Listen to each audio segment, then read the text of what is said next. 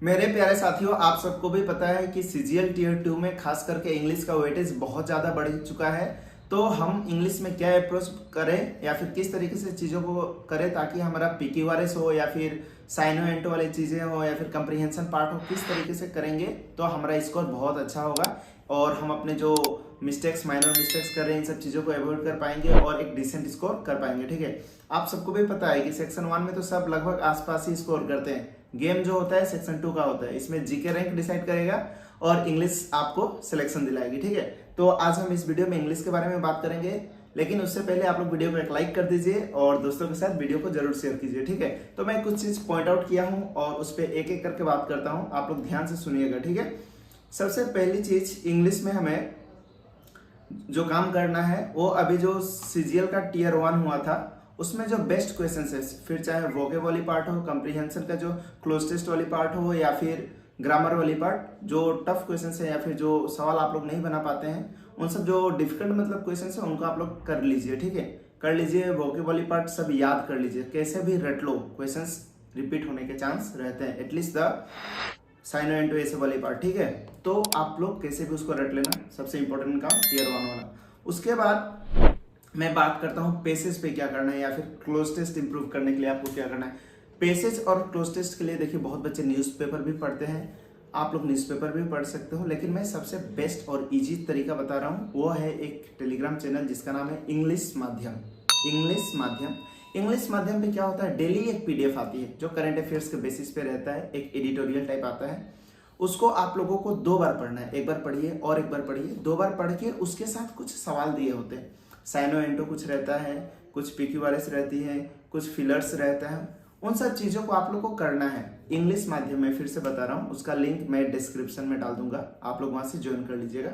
ये आपको करना है और एक दिन में रिजल्ट नहीं दिखेगा। देखिए सबसे बड़ा प्रॉब्लम ये हो चुका है कि आप लोग सोचते हो एक दिन में रिजल्ट दिख जाए, 10 दिन पढ़ा नहीं हो रहा है, 15 दिन पढ़ा भैया अभी तक इंप्रूव नहीं हो रहा है, क्या करो भैया बताइए।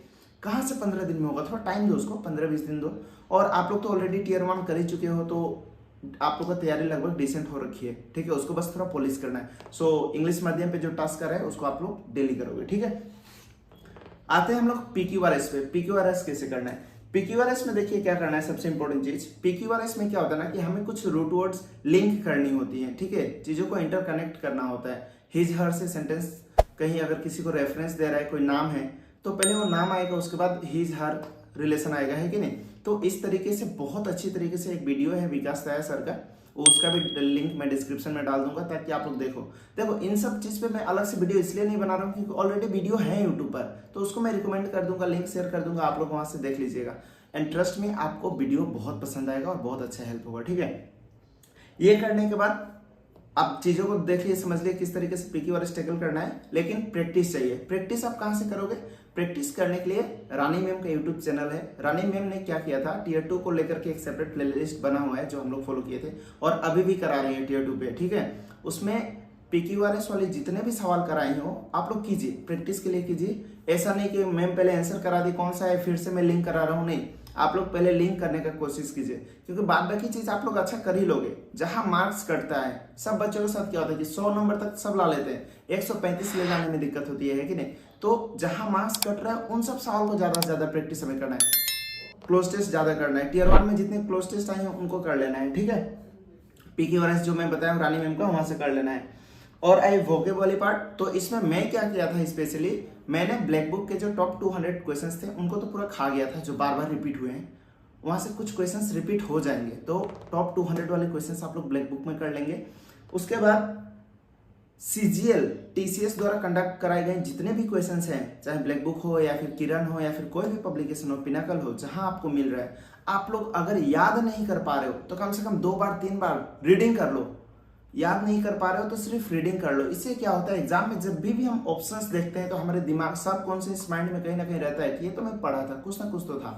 तो अगर आप याद भी नहीं किए हो, at least you will be able to eliminate the options, आप लोग ऑप्शंस को कहीं ना कहीं एलिमिनेट कर पाओगे। समझ रहे हो, और अभी तक जुड़े हो तो लाइक कर दो यार, ठीक है कर दो, अच्छा लगे तो करना। ठीक है, और हाँ, इसमें और एक चीज क्या करना है कि मैं क्या करता था, मान के चलो कि कोई वोकेब में पढ़ रहा हूँ, 1 वर्ड सब्स्टिट्यूशन पढ़ा, अगर मुझे याद है, ठीक है, याद नहीं है, जो टॉप 200 का बात मैं कर रहा हूँ, तो उसको डबल टिक करके रख दो कि ये मुझे एक बार में याद नहीं हुआ था। फिर नेक्स्ट टाइम रीडिंग करोगे, फिर एक बार हाथ से ढक के आंसर को कोई स्टेटमेंट पढ़ के देखना कि मुझे याद है कि नहीं।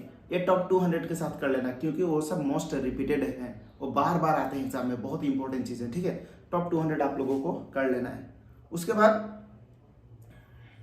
ये मैंने बता दिया कि ज़्यादा से ज़्यादा कम से कम जो TCS द्वारा कराई गई हैं वोकेबल एग्जाम्स, जितने भी एग्जाम्स में जितने भी क्वेश्चंस आए हैं उनको रीडिंग कर लो, कम से कम एग्जाम में याद रहेगा कहीं ना कहीं, ठीक है।